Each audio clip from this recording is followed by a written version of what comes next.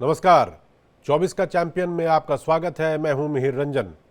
आज जैसे ही पीएम मोदी ने अपने चुनावी भाषण में कांग्रेस के पाकिस्तान कनेक्शन के बारे में बोला, चुनावी पारा अचानक चढ़ सा गया। पीएम ने कहा कि पाकिस्तान राहुल गांधी को प्रधानमंत्री बनाने के लिए एड़ी चोटी की कोशिश कर रहा है। पाकिस्तान चाहता है कि किसी तरह से भारत में कांग्रेस की सरकार बन जाए। पीएम ने जैसे ही पाकिस्तान को चुनावी मुद्दा बनाया, वैसे ही कांग्रेस का सबसे बड़ा डर भी सामने आ गया। राजस्थान के पूर्व मुख्यमंत्री अशोक गहलोत ने कह दिया कि पीएम 2019 में बालाकोट की बात करते थे और अब पाकिस्तान की बात कर रहे हैं। जाहिर है कांग्रेस जानती है कि बालाकोट ने कैसे बीजेपी को प्रचंड जीत दिलाया था। इसके अलावा आज बात करेंगे कांग्रेस अध्यक्ष मल्लिकार्जुन खड़गे की चिट्ठी की। खड़गे साहब ने पीएम को चिट्ठी लिखकर उन्हें घेरने की कोशिश की है। खड़गे ने पीएम पर झूठ बोलने का आरोप लगाया। उन्होंने चिट्ठी लिखकर कहा कि प्रधानमंत्री ऑफिस को ऐसी भाषा का इस्तेमाल नहीं करना चाहिए। चर्चा इसकी भी करेंगे हम अपने इस बुलेटिन में। इधर खड़से ने पीएम को चिट्ठी लिखी तो पीएम ने चिट्ठी का जवाब तो अभी तक नहीं दिया है, लेकिन खड़गे के उस बयान को भगवान राम से जोड़ दिया और कहा कि कांग्रेस राम को हराना चाहती है। खड़गे ने कौन सा बयान दिया था, ये भी हम आपको आगे दिखाएंगे, बताएंगे। उधर आज टीएमसी विधायक हुमायूं कबीर ने हिंदुओं के लिए सीधे सीधे एक बड़ा विवादित बयान दे दिया है। उन्होंने कहा कि हिंदुओं को भागीरथी नदी में बहा देना चाहिए। इस पर बीजेपी ने कड़ी प्रतिक्रिया दी है, ये भी आपको बताएंगे। साथ ही इसका विश्लेषण भी करेंगे। हमारे साथ खास मेहमान भी होंगे और रिपोर्टर भी होंगे। लेकिन सबसे पहले देखिए कि मोदी ने कैसे चुनाव में पाकिस्तान की एंट्री करा दी है।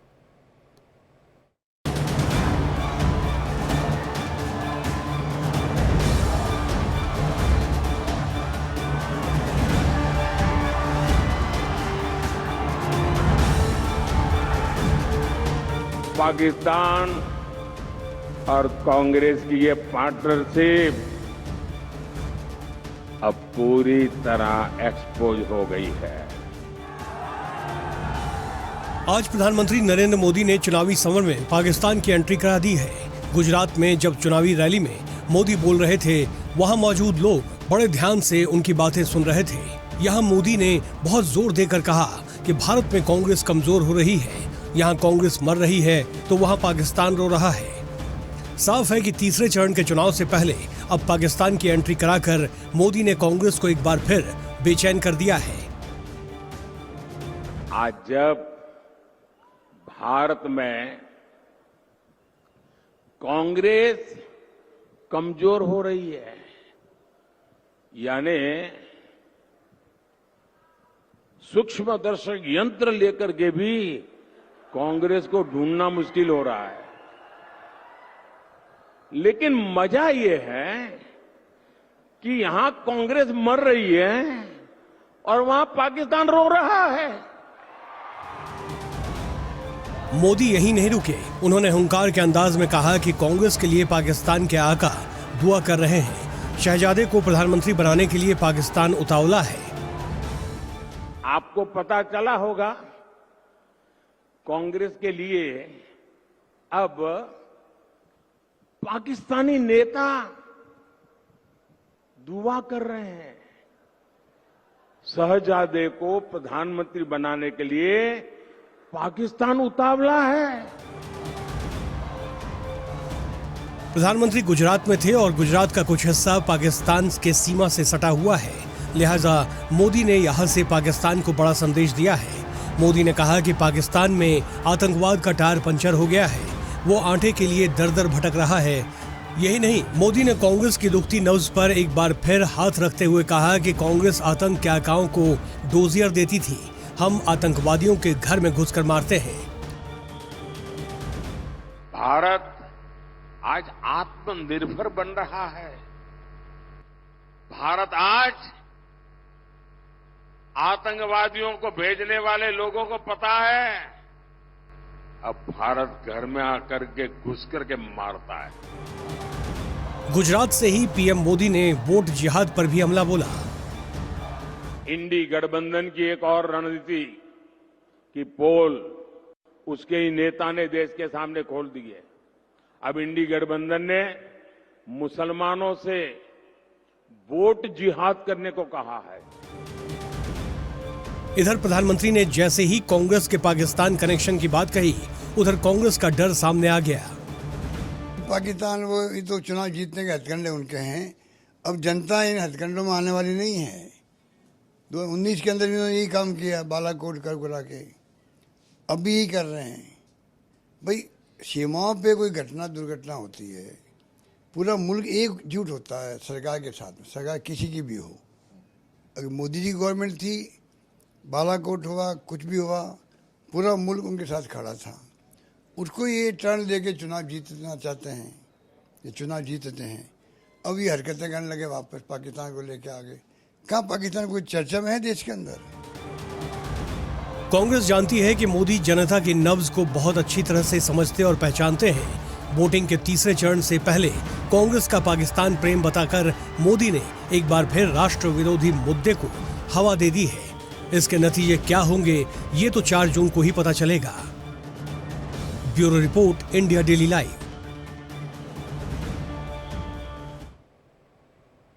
कांग्रेस अध्यक्ष मल्लिकार्जुन खड़गे ने एक बार फिर प्रधानमंत्री नरेंद्र मोदी को चिट्ठी लिखी है। इस चिट्ठी में उन्होंने पीएम पर झूठ बोलने का आरोप लगाया है। जब से चुनाव शुरू हुए हैं, खड़गे की पीएम को यह दूसरी चिट्ठी है। पीएम ने अभी तक इनकी चिट्ठी का जवाब तो नहीं दिया है, लेकिन खड़गे पर पलटवार जरूर किया है। वो हम आपको आगे बताएंगे, पहले ये रिपोर्ट देखिए।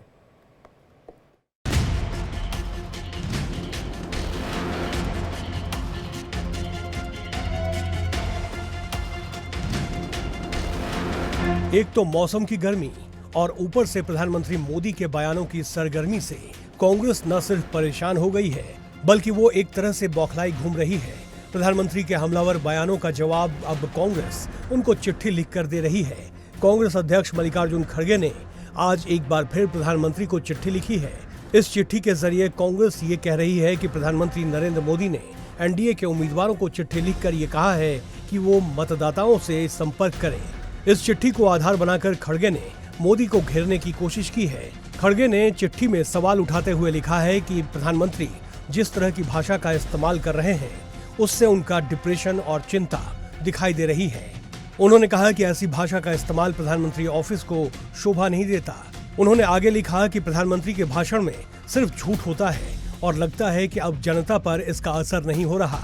इतना ही नहीं, उन्होंने आगे लिखा है कि झूठ को 1000 बार बोलने से वो सच नहीं हो जाता है।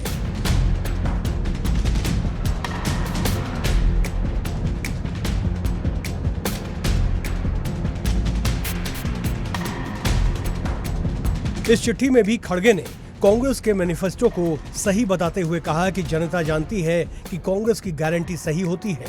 कांग्रेस की गारंटी बहुत साफ सुथरी है। इतना ही नहीं, उन्होंने अपनी चिट्ठी में कांग्रेस के घोषणा पत्र के एक पॉइंट को विस्तार से बताने की कोशिश की है। खड़गे ने मोदी को चाइना पर घेरने की भी कोशिश की है। उन्होंने लिखा कि प्रधानमंत्री खुलकर कभी नहीं कहते हैं कि चीन ने घुसपैठ किया है।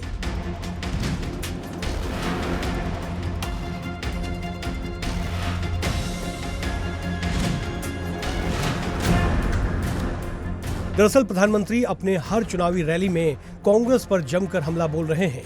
वो कभी कांग्रेस का पाकिस्तान कनेक्शन की बात कर रहे हैं, तो कभी उनके घोषणा पत्र को मुस्लिम लीग का घोषणा पत्र बता रहे हैं। इतना ही नहीं, प्रधानमंत्री अपने चुनावी भाषणों में लगातार ये कह रहे हैं कि कांग्रेस की नजर आपकी विरासत पर है, महिलाओं के मंगलसूत्र पर है। मोदी आरक्षण का मुद्दा भी जमकर उठा रहे हैं। मोदी बार बार कह रहे हैं कि कांग्रेस SC/ST के आरक्षण को कम करके मुसलमानों को देना चाहती है। क्या आपकी संपत्ति को, आपने मेहनत करके कमाई हुई संपत्ति को सरकार को ऐंठने का अधिकार है क्या? क्या उस संपत्ति को मेरी माताओं बहनों की जिंदगी में सोना वो सिर्फ शो करने के लिए नहीं होता है, उसके स्वाभिमान से जुड़ा हुआ है। उसका मंगलसूत्र वो एक सोने का कीमत का मुद्दा नहीं है, उसके जीवन के सपनों से जुड़ा हुआ है। तुम उसे छीनने की बात कर रहे हो अपने मैनिफेस्टो में। खड़गे ने दूसरी बार पीएम मोदी को चिट्ठी लिखी है। मोदी के हमले का जवाब कांग्रेस अध्यक्ष खड़गे भले ही चिट्ठी के जरिए दे रहे हैं, लेकिन जिस तरह से मोदी के भाषण का असर जनता के मन पर हो रहा है, उससे कांग्रेस के मन में कहीं ना कहीं एक बड़ा डर बैठा हुआ है। Bureau report, India daily live.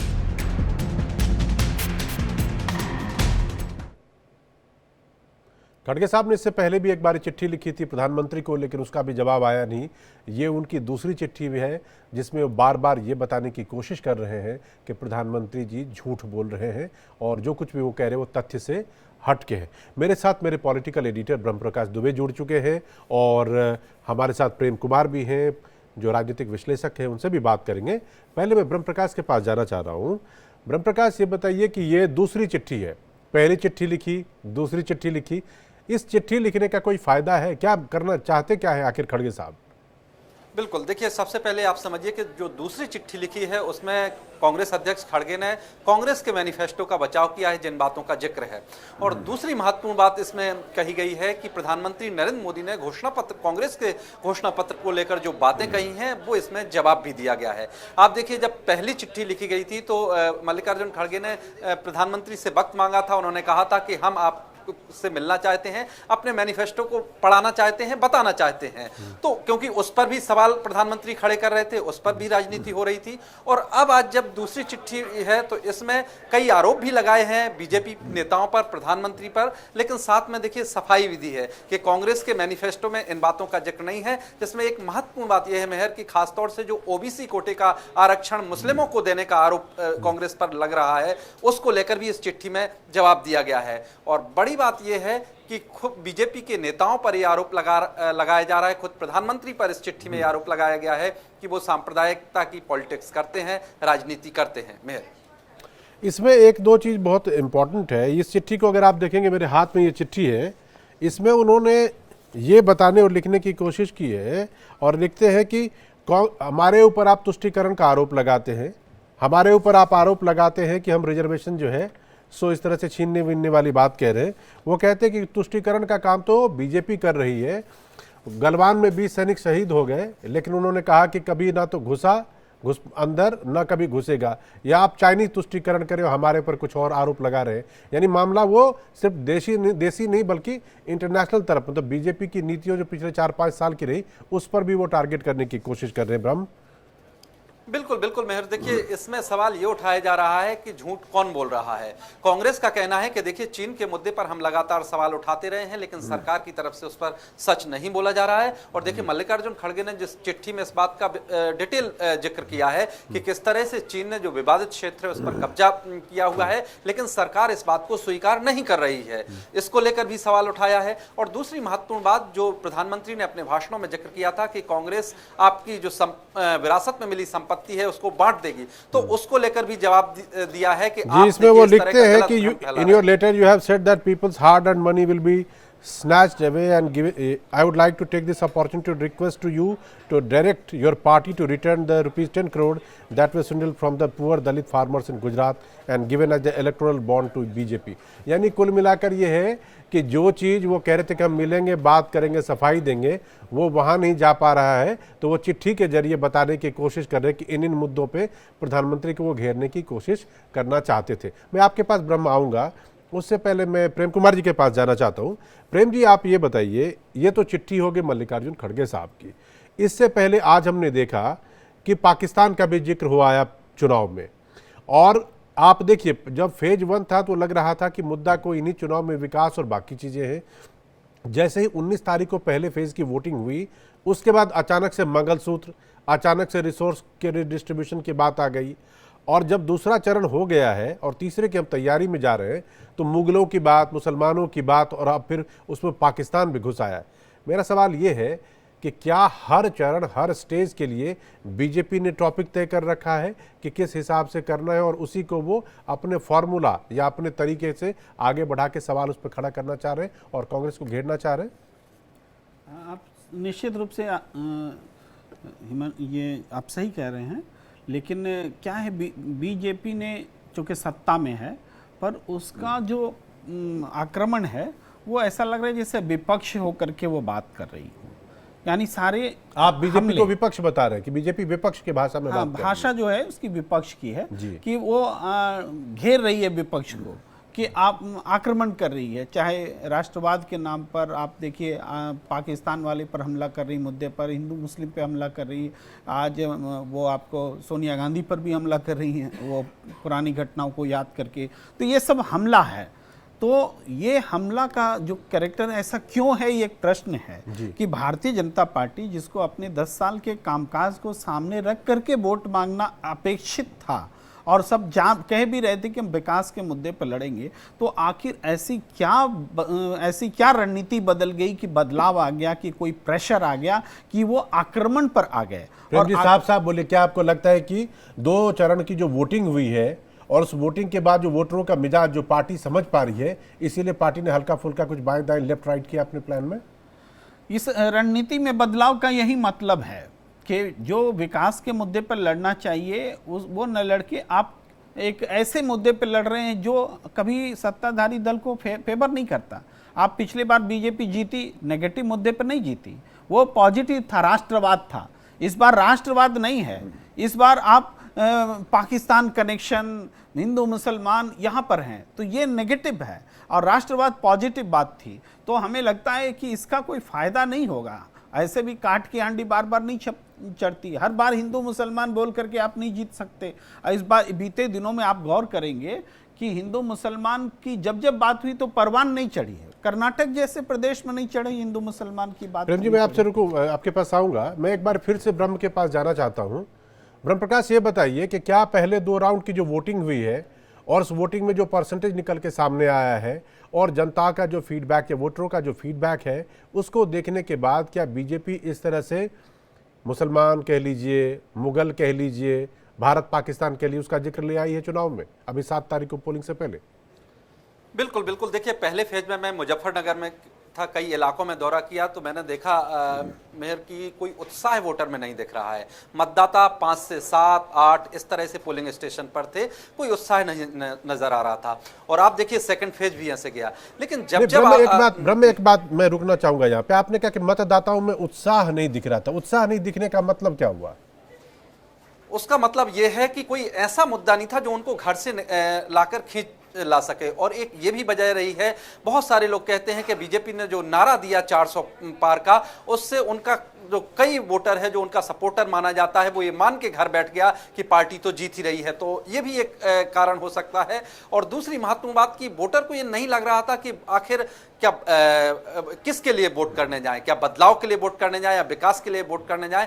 क्योंकि मुझे याद है, महज 2019 का लोकसभा इलेक्शन जब मैं कवर कर रहा था, एक ट्रेन में सफर किया बालाकोट स्ट्राइक के बाद, तो उस ट्रेन के कोच में 100 में से आप कह सकते हैं 95% लोग जो है बीजेपी का समर्थन करते दिख रहे थे 2019 में, क्योंकि बालाकोट स्ट्राइक हुआ था, एयर स्ट्राइक हुआ था। तो जब पाकिस्तान की एंट्री होती है, जब धर्म की एंट्री होती है, तो वोटर में एक आप कह सकते हैं कि एक माहौल बन जाता है और इसका फायदा बीजेपी को होता है। और आप देखिए चुनाव में अब जिस तरह से बीजेपी के नेता इन मुद्दों का जिक्र कर रहे हैं, क्योंकि वो जानते हैं कि जहां पाकिस्तान का जिक्र होगा, धर्म का जिक्र होगा, हिंदू मुस्लिम होगा, वहां बीजेपी को फायदा मिलेगा। जी ब्रह्म, आप बने रहिए हमारे साथ।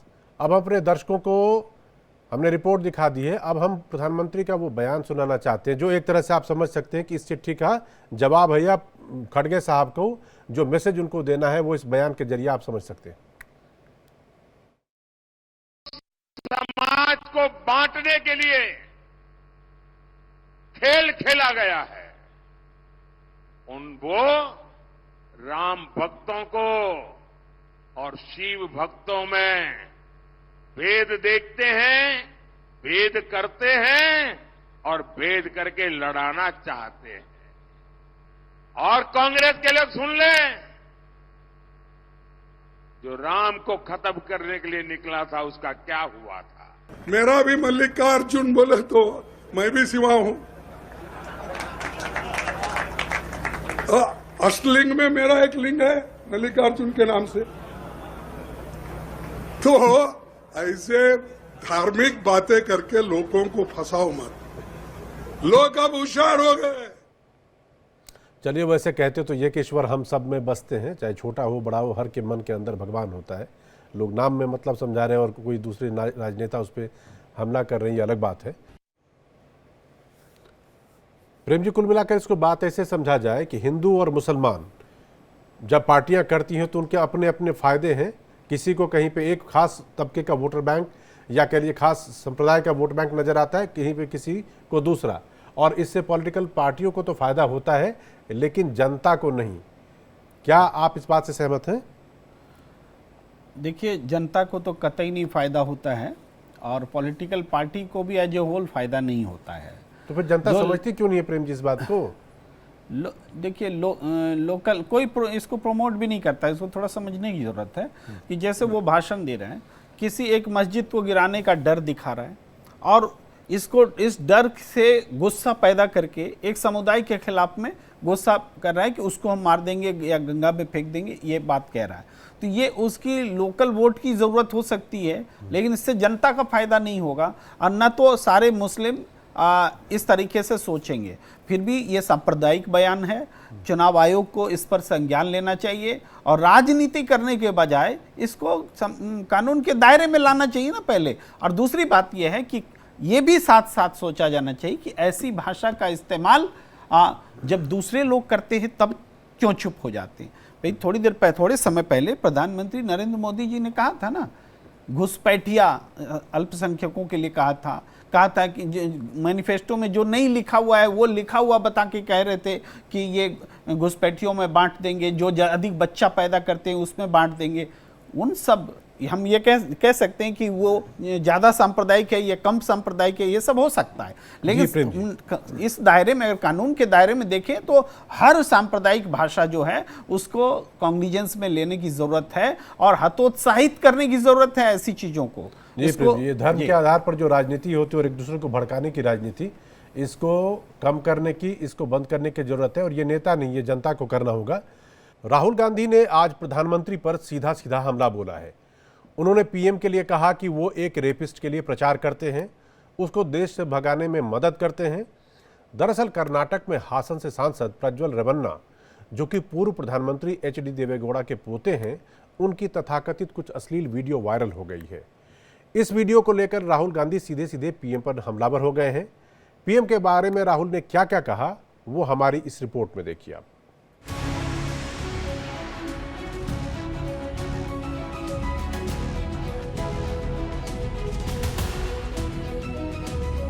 चुनाव में नेता एक दूसरे पर हमला करते हैं, बयानों का बौछार करते हैं, लेकिन जब बयान का विश्लेषण किया जाता है तो ये साफ हो जाता है कि बयान के मायने क्या हैं और ये बयान क्यों दिया जा रहा है। देश में चुनाव चरम पर है, ऐसे माहौल में नेता जो बयान देते हैं उसका सीधा असर जनता के मन पर पड़ता है और रिजल्ट भी बहुत जल्द देखने को मिल जाता है। चुनाव के दौरान अक्सर सीडी, सेक्स और न जाने कितनी चीजें ऐसी बाहर आती है जिनको लेकर कई सवाल खड़े होते हैं और कहा जाता है इसका मकसद शायद चुनावी फायदा लेना रहा हो।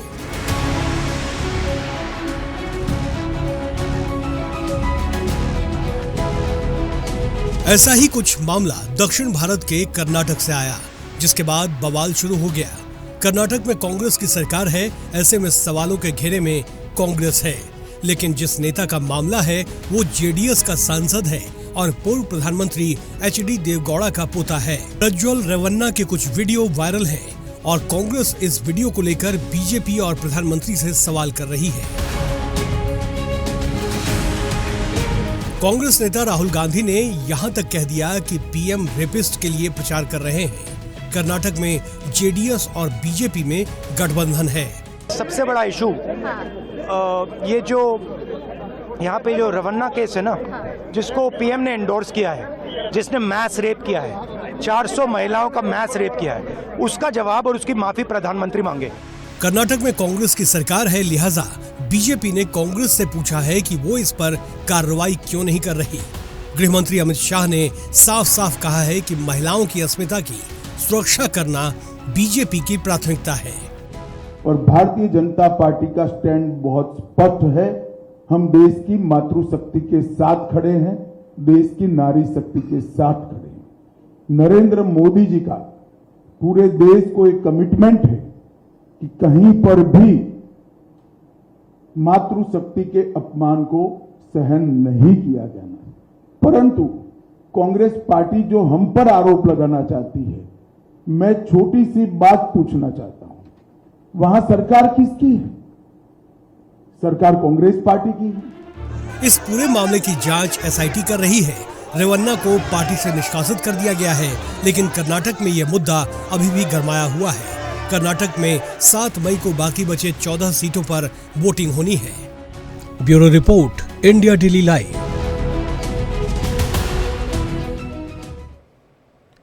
24 का चैंपियन में आज के लिए बस इतना ही। हमारे साथ जुड़ने के लिए प्रेम कुमार जी आपका और ब्रह्म प्रकाश जी आपका, आप दोनों का बहुत बहुत शुक्रिया, धन्यवाद। रुकेंगे यहाँ पे एक ब्रेक के उस पार देखेंगे हॉट सीट।